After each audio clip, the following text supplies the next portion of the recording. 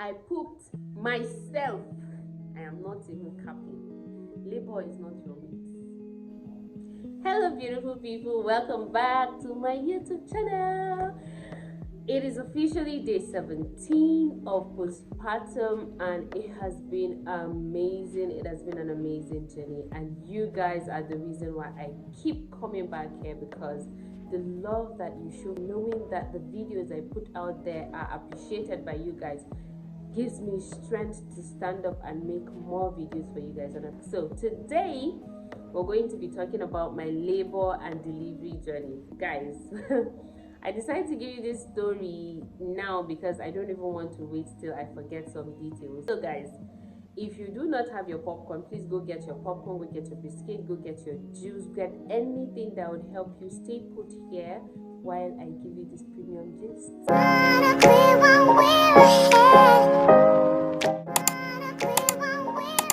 My last vlog of pregnancy was in week 38 when I was prepping and putting my hospital back together. So that was the last vlog I posted before the birth vlog.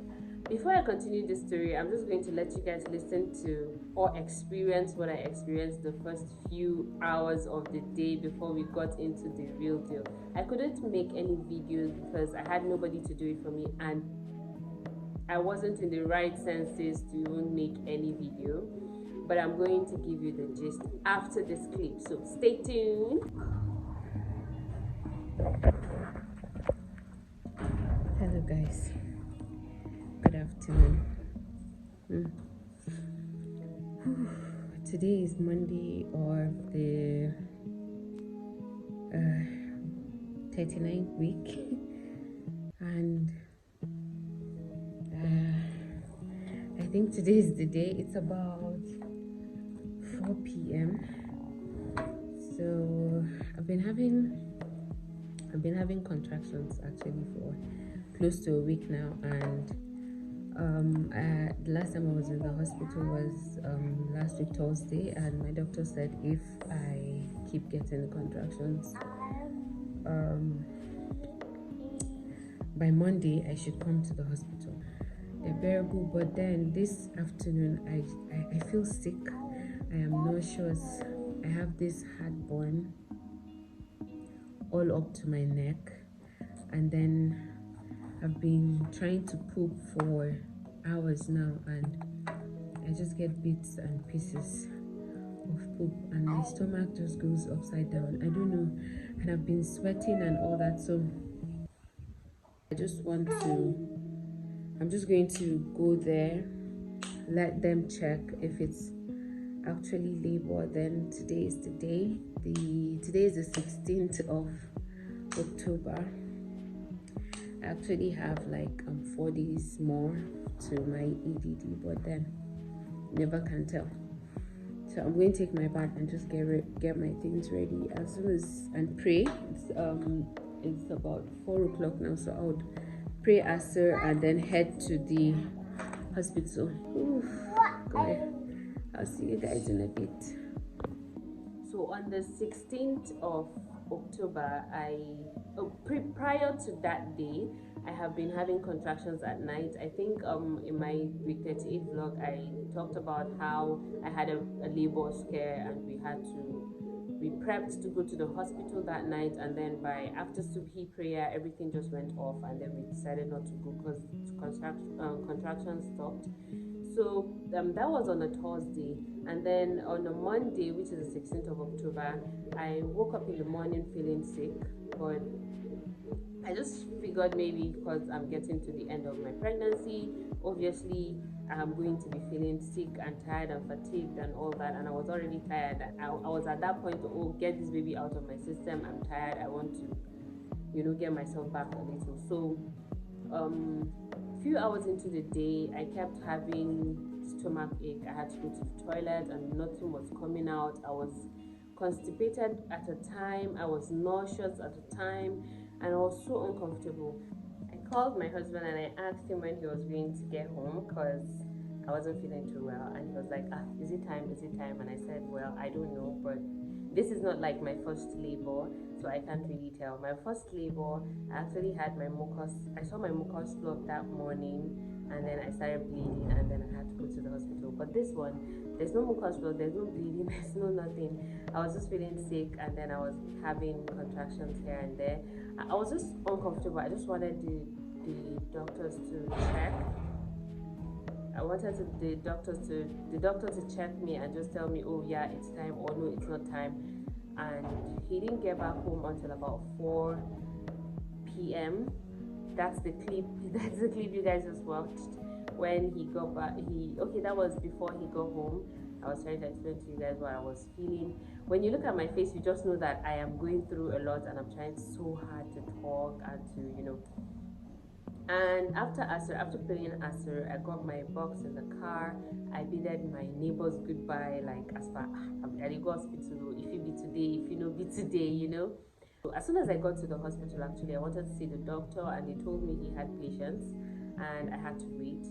So I told the nurse at the nurse's station there that this is what I was feeling. I just want him to check if I'm not dilated, or if it's not labor, I can go back home. I left my box in the car. My husband was standing there with me. I told the nurses that I just needed her to check me, and she said, okay, let's go in and I'll check. So when we went in, she was like, you're 6 cm dilated. I'm like, 6 cm? 6 cm, which means labor is coming. And she said, okay, we have to break your water, your 6 cm, and then the water is not broken, blah, blah, blah. I said, okay, no problem. You can break the water, because my first pregnancy, he broke the water at 6 cm, so at 5 cm, sorry. So I just felt, okay, 6 cm is very okay. Now, forgetting that I was in pain then, forgetting the fact that everybody's hands are different, and as per a medical personnel that I am, I know that all I had to do was just relax, so I don't feel the pain or the pressure of her like inserting her hand and trying to break the water and all that. So I relaxed, I let down and I relaxed, and then she pricked the membrane, and then water started gushing. It wasn't really gushing out, it was just like bits and bits, drops here and there. And I changed to, that was where I wore that blue gown, that's a hospital gown, and I was checked into my room. They asked my husband to get my things from the car, and he picked out the baby things and all that. Now, from my previous pregnancy, they know that my labor did not really last long, so they wanted to be ready. They packed all the baby clothes, every other hospital essentials that they needed, and they went back to the labor room, and I was waiting in my room. While I was in my room, the water was gushing out, but I wasn't having that intense labor. Intense contraction. I was even gisting in between. I called my mom, told her I'm in the hospital, this is what's going on, and I need her to join me. And I was talking to my husband, and one of my sister-in-laws was there. We were just gisting in between. Like when contraction comes, I'll be like, I wasn't screaming because it wasn't really that bad at that time. Had guy now. So 2 hours into the whole thing, doctor came in. I went to the hospital around 4 p.m. on the 16th of October, and then I was checked, and the membrane was my water was broken around 4:30 to 5, and then around 7 the doctor came to check on me himself, because my husband kept calling him and all that, and I told him not to worry because, well, it's not that painful yet. And when the doctor came in, mind you, as at 4 p.m. or about 4:30 p.m., the nurse said I was 6 cm. So I was just expecting to dilate 4 more cms, and then I'm there. So when the doctor came in, he examined me externally first, and he was like, oh, your baby is a small baby, don't worry, it's not going to hurt that bad, and then in the next 2-3 hours you'll be done. And then he said, okay, let me check you again. And now, mind you, the doctor is a male, so and he's a bit bigger than the nurse, so the expectation is his hands are bigger, so the diameter is going to be smaller. I don't know if you guys understand the math.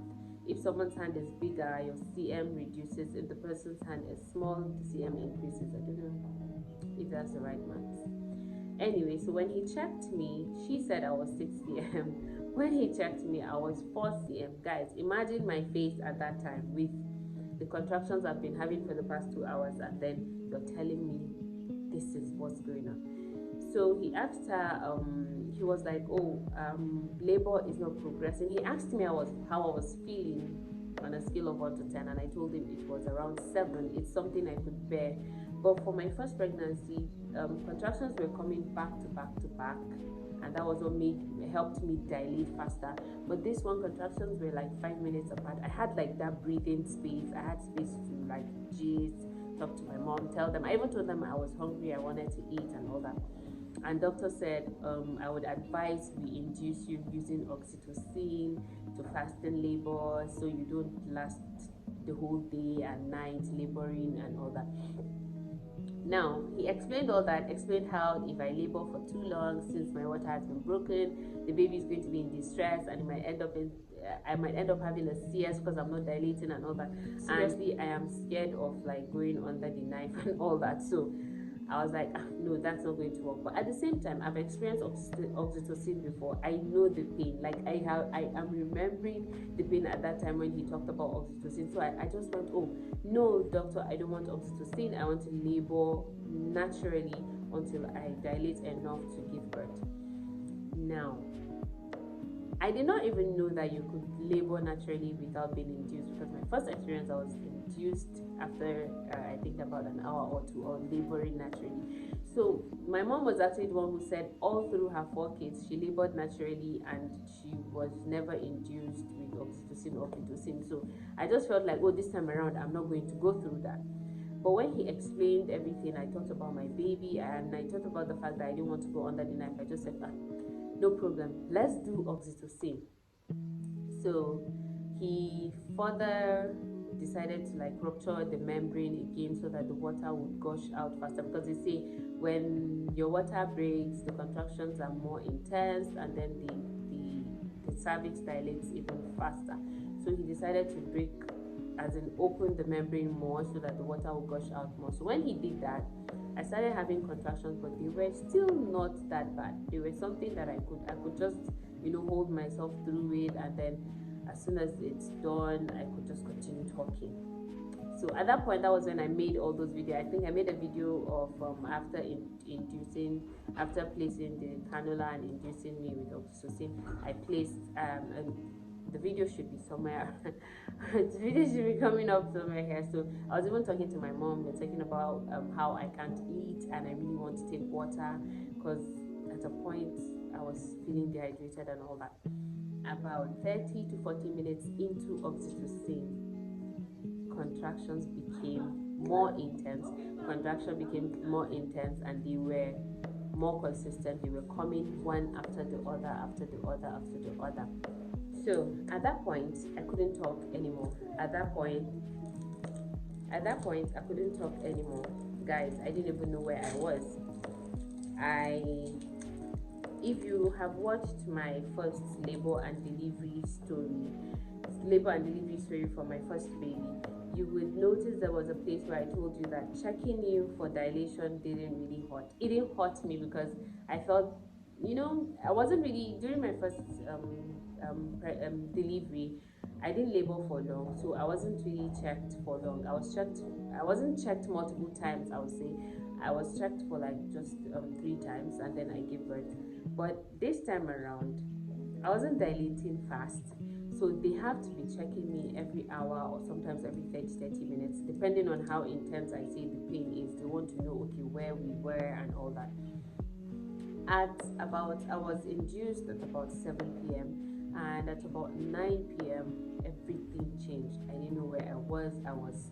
Guys, I did not scream in my first delivery, but this one I was screaming, I was praying, I was telling my mom I can't do this. I feel like maybe it's not time and we're trying to drag this thing. Probably because my first experience was really very easy and fast. So I just feel like maybe this baby is not ready to come out and we're trying so hard to bring him out. I was screaming on top of my lungs. The people in the parking lot could hear me. That is how bad it was. At a point I told my mom, I can't do this. Oh mommy, I can't do this. My mom would be like, keep quiet, you can do it. Stop discouraging yourself, you can do it. Contractions were coming back to back and dilation was not that fast. Guys, As I am telling you the story now, I am remembering every bit of everything. They say that mothers forget. Yeah, we do forget. When we engross ourselves into the love of motherhood and everything, we tend to forget what we went through that day. But guys, as I'm telling you the story now, I can remember every bit of the pain. So I was crying, but there was no tears. I was just crying. My husband was in distress. He was going up and down. He was calling the doctor and telling him that I don't think she can do this. If you guys can give her epidural or you can give her a painkiller, she's going through a lot. Because my first pregnancy, I just waltzed into the hospital. I drove myself to the hospital, waltzed into the hospital. I met the nurse. She didn't even believe I was in labor. And then 2 hours later, boom, baby is out. Hi, Fa, don't turn me. So I was screaming on top of my lungs and telling my mom I can't do it. I was telling my husband I can't do this. My sister-in-law was there.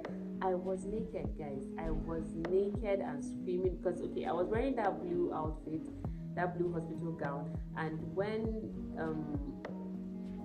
the water finished dripping or stuff like that, I got irritated. I felt I was wet and all that. I didn't want to wear the clothes anymore. And when I removed it, my mom insisted I wear something, maybe a gown or something, and I'm like, oh, I will soon be done with this, so there's no need for that. I'll just tie my wrapper and use my hijab to cover up. Then when after giving birth and I take my bath and everything, I'll wear something nicer. Guys, I don't know, say the baby is just looking at me and like labor is just looking at me and like giving me bombastic side eye, like you titting and now finish, we still get work. Anyway, guys, we kept going like that. I kept screaming and crying and praying. I was doing a whole lot at once. I told the nurse, whenever the nurse comes around to check for how far along I am dilated, I keep begging the nurse and pleading with her, please can you do bani, because she's Hausa, and I just kept telling her, please can you do bani, please can you do bani, then Allah, I can't take it anymore, it's painful. Guys, it wasn't painful last time. I don't even know why this time around it was just something different. Maybe because it's a boy. They said that male delivery is totally different from female. I don't know, but I was just begging her not to check. As at 10 p.m. I was around 8 centimeters when she checked me, and I told her I wanted to labor standing because I was tired lying down, and I felt like the pain was more intense while I was lying down. And I was like, please, can I stand? And they said, yes, I can stand. And I said, okay. I stood up. Guys, as soon as I stood up, I felt like something was about to fall off in between my legs, and I couldn't stand. I just had to tell them that, oh, lie me back down because I can't stand. They remove cap for all those women that labor standing. I see women laboring standing, holding the wall and all that. You guys are trying, because if you don't get stamina, I doubt if you can do that. I couldn't do it anyway. I had to go back to the bed because it just felt like I was going to give birth that minute.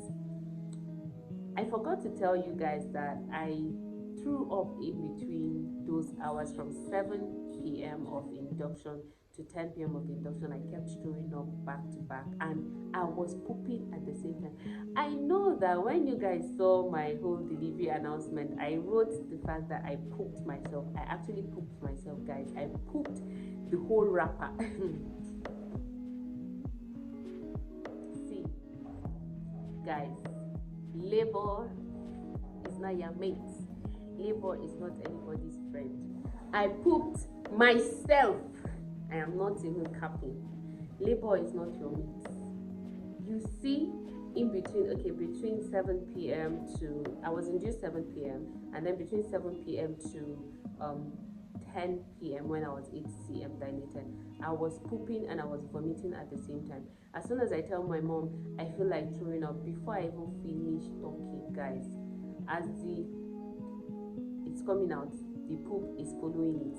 As it is coming out, the poop is following it. And guess what? In between, I was just saying, please, I'm very sorry.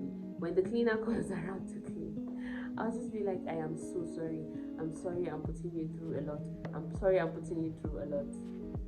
Guys, it was out of this world. This experience was out of this world. But alhamdulillah for Hammad, alhamdulillah for safe delivery. So around 10 p.m. There's a wall clock. I know you guys will be wondering how I even know the time. There's a wall clock in my room, in the room I was placed in, and I could see the time and everything. And I was checking the time all the time because in my head I would just wanted to know how long I've stayed in the hospital or how long I've stayed in this labor process and all that. And at about 10 p.m. The nurse came to check, and then she was like, "Oh, you are 8 cm dilated," but she was speaking one English like that, medical term. The baby's head has not dropped into your vagina area, it's still around your cervix, the posterior, blah blah blah blah. She was just saying a whole lot, and I had no idea what she was saying. In my head, I'm just like, let's get this over with. And then she went out, she left, she came back about 30 minutes later, and she was like, "How far?" She wanted to check me, and I started crying. Fine, this is my pain this is the pain that I have to endure to get my baby into this world. I have accepted the fact. I've told myself that I can't do it, and then I still came back and still tell myself by myself that I can do it. I was encouraging myself and all that. I had given up at that point.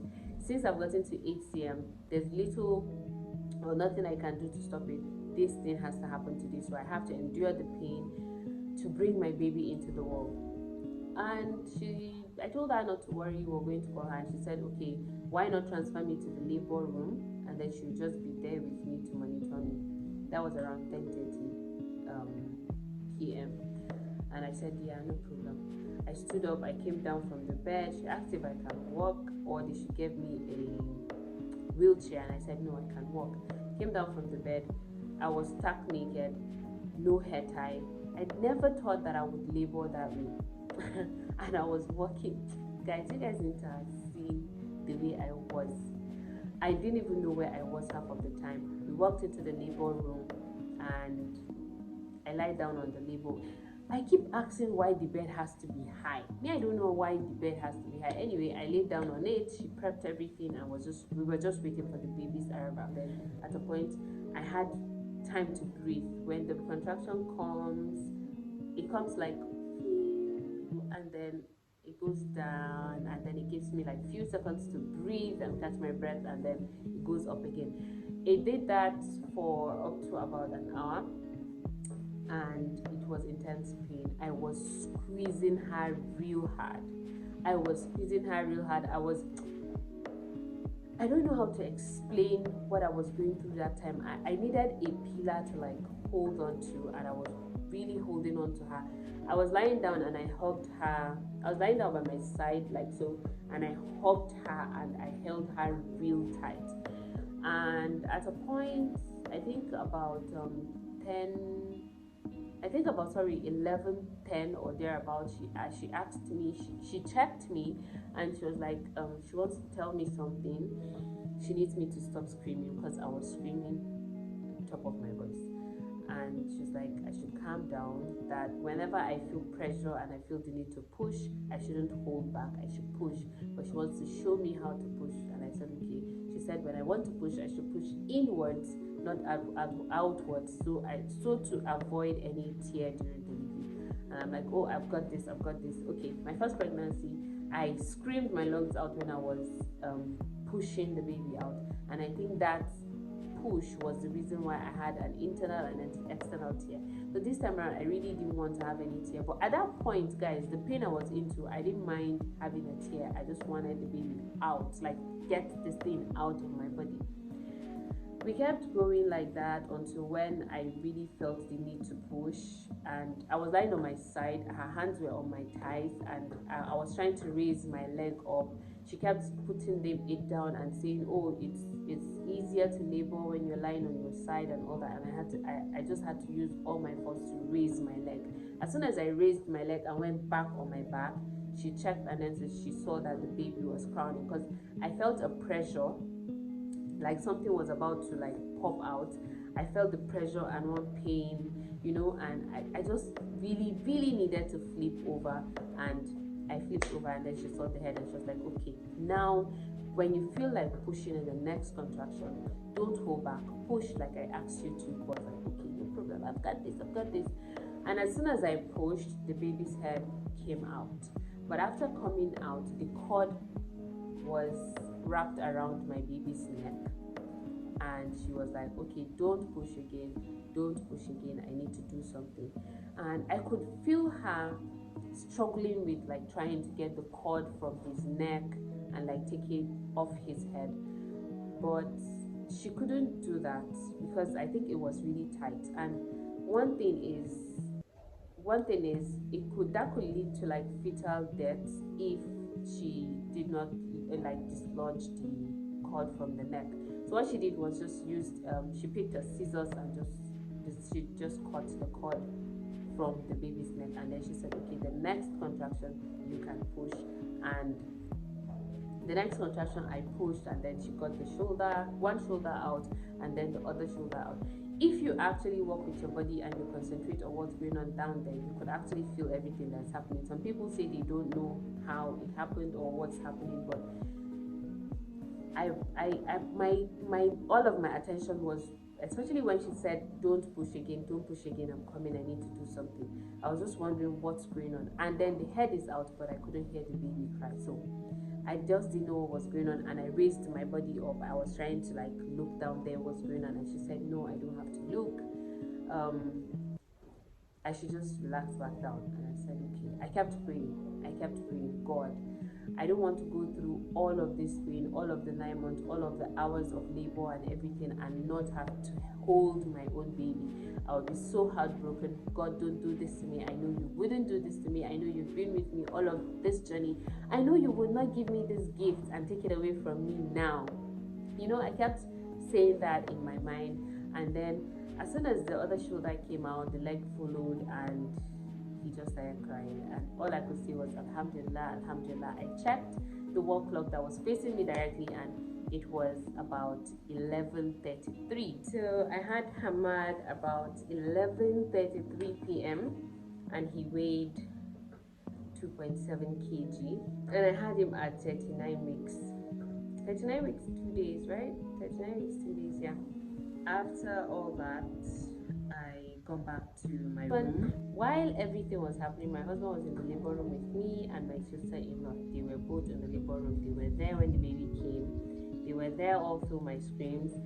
In short, I think the following day I was just telling my friend called the following day in the morning, and the person I told her, I was like, Bibi, they see everybody does see my nakedness, because I knew how it was for me. The first thing I told her, I was just like, they don't see me finish. People don't see me finish or this hospital and all that. Anyway, it was an excruciating 7 hours of labor, but it gave me an amazing baby boy that I am so muchly in love with. One thing that happened to me immediately after giving birth to my baby was I was traumatized by the process. You see, my first delivery, it was really short. I labored for just 2 hours and I had my baby, and it was painful, but it was very short for my first delivery.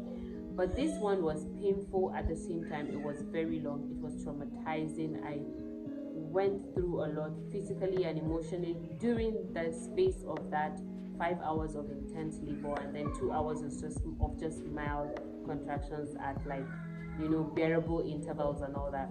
As soon as they brought me back to my room, my mom was already in the room with my baby, and I was just lying. My mom wanted me to lie close to my son, but I didn't want to. I wanted my space. Immediately after birth, actually, they placed him on my chest, but all I was just telling them was they should have seen him, they should clean him up and give him to my husband or my mom. And the nurse was like, oh, you're supposed to have this one-on-one connect with your baby before they give it out to your parents or your relatives. And I just kept telling her, please give it to my husband or my mom. Just take him. That was what I kept telling them. Because at that time I was really exhausted, and all I wanted was just that my space. Like, I've not had my me time or my me space for 9 months and 7 hours. You guys, just let me breathe. Give him to them. And when I got to the room, I really didn't want to lie next to him. I just told my mom, oh, don't worry, I'll sleep on this bed, you stay with him. I couldn't sleep. My eyes were open. I was exhausted. I was really tired, but I couldn't sleep. And I kept staring at my mom and the baby from a distance. I didn't want to go close. I was really in a traumatized state. I wanted to recover myself before I even bonded with my baby. I came out of the labor room about 12 a.m. and I just kept staring and looking at them all up until 5 a.m. when they were calling Subhi prayer, and I was like, oh, let me even see what this guy looks like, because I haven't really seen the baby's face. I didn't look at him. I just wanted them to take him away. So I came down from the bed. I went over to where he was lying down with my mom, and I picked him up. I looked at him. That was when I even prayed for him. I looked at him and I was like, oh, welcome to the world. You're blessed, and you are going to bring blessings upon blessings upon blessings on us and any other person, anybody you encounter in life. You are going to be a blessing to their life. I said a lot of things. My mom was sleeping. I don't know if she heard me or not. And then I attempted to breastfeed. Now, normally babies can last about 12 hours, I think they say, before they even feed. So I just felt like that breastfeeding phase was going to be, that bonding time for me and him. And I tried to breastfeed. So we went to the bathroom. I took my bath and then came back in. They don't birth the baby in the hospital. You have to do that when you get home. So we just cleaned the baby up again and changed the diaper, changed the outfit for the day. And as the doctor came, he checked me, he checked the baby, and he said, okay, fine, you guys can go. And we all got ready. Few family and friends came. Normal in Nigeria, as soon as you give birth, few hours later, your family members will be trooping in and out with food. Everybody wants to see the baby, they want to see you, they want to, celebrate you, because it is actually a journey.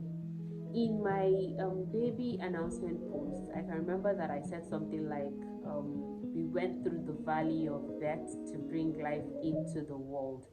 Now, it is actually the valley of death because you go through a lot, you break bones, you go through a lot physically, emotionally, mentally, just to bring life into the world. So you deserve that accolades, you deserve that celebration. So embrace your body, love yourself. Your body went through a whole lot, to bring that baby into this world. Be very proud of your body. Don't allow anybody to body shame you or make you feel bad, because I think I can now say that I have experienced easy pregnancy, I've experienced a hard pregnancy, I've experienced easy labor, and experienced a hard labor.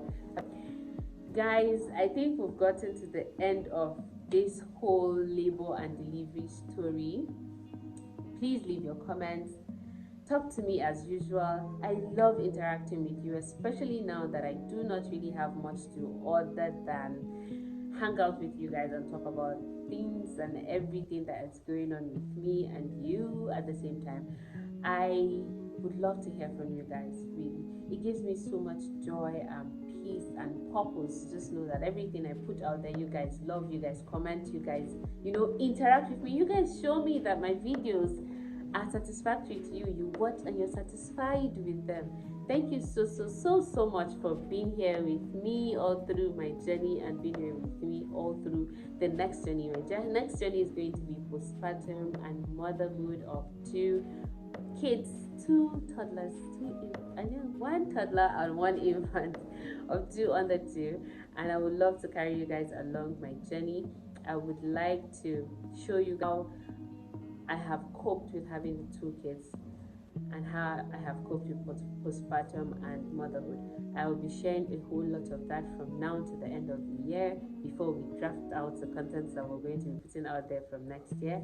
But for now, I just want to thank you guys for keeping me here, for giving me a purpose to always come back, because you guys love what I give out there. See you in my next video. Thank you so much for watching. Bye.